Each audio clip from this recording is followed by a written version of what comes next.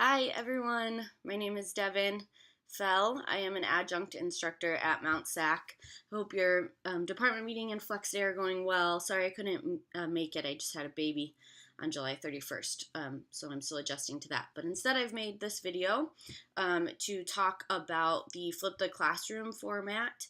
And so I'm not an expert on it, I'm experimenting with it as well. I've done it a couple times, so please keep that in mind. But I'll give you my understanding of what it is and the way I use it. So, what it is to use class time for activities and to enhance the students' understanding of the material in a way that's maybe more hands-on and reaches the multitude of learning styles.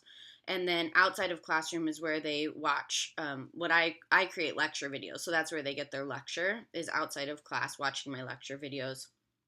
And so I think the objective of Flip the Classroom is just to provide students with an opportunity to be more hands-on with the material and to be able to relate the material to real life applications. So the way that I do that is we do kind of like mini experiments in class, or we will have classroom discussions, or we will read articles, either articles from popular media sources or from scholarly journals, and relate that to what we're learning in class. So there's a variety of different in-class activities that I do to kind of try to enhance the students' learning outside of just lecture. Basically, the way that it works in my classes, and I do it in honors, intro to psych honors. So what I have them do is watch these lecture videos that I create, and I am providing the link so that if you are interested in kind of seeing an example of these lecture videos, you can.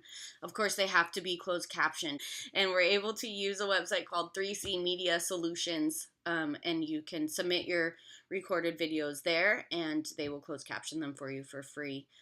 So it's a great resource. But at any rate, I use my PowerPoint slides, and then I just lecture over them, and I add additional like memes and GIFs and infographics and other things. Videos are also kind of embedded within my videos, so video clips, TED Talks, things like that. So the students watch my lecture videos, and as they watch them, they complete lecture activities. So my lecture activities are basically just the objectives from the beginning of each chapter in the textbook, and I ask them to answer the questions that are outlined there. So, for example, if we're covering consciousness, I will ask them, what are the different dream theories? What is the difference between altered states of consciousness and waking consciousness? Questions like that. And so as they're watching the lecture video, they go ahead and fill out this like worksheet, and they turn that in for points. So that's the way I make sure that they're watching the lecture videos.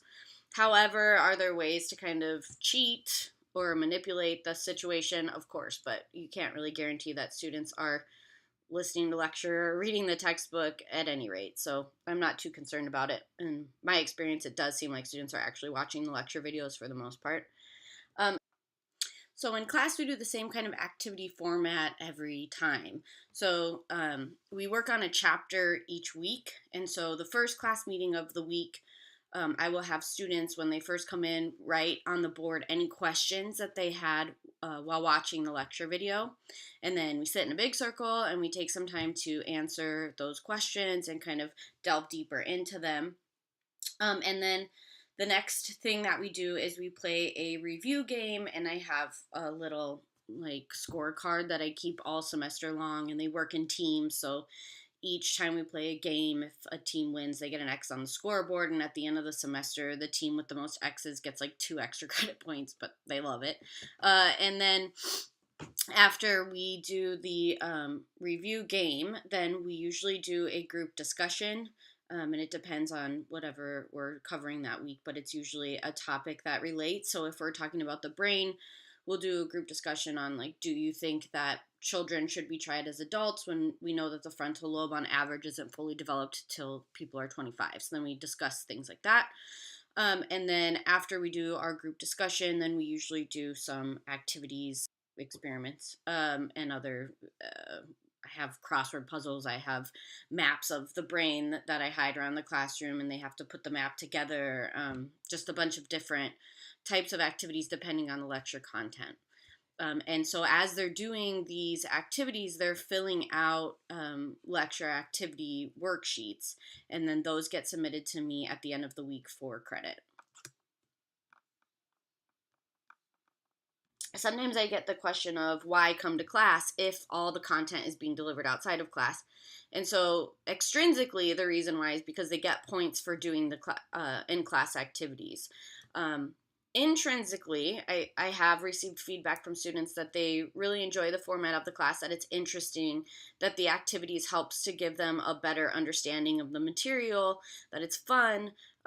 So for those reasons, I think they come to class, both the points and I, in my experience, they do seem to enjoy it. So why do I like the Flip the Classroom format? So I like it because it's different, it's new. I do enjoy interacting with students, and so I'm able to do that more in a Flip the Classroom setting than with just a lecture and kind of classroom discussion. So those are the reasons that I like it. Hopefully I've answered some questions about it for you. If anyone has any more questions, you're welcome to email me at dfell@mountsac.edu, and I'd be happy to answer any of them. And again, just keep in mind, I'm not the expert. I've just done it a couple times and enjoyed it, and it seems like the students do as well. So hopefully this helps. Have a good day.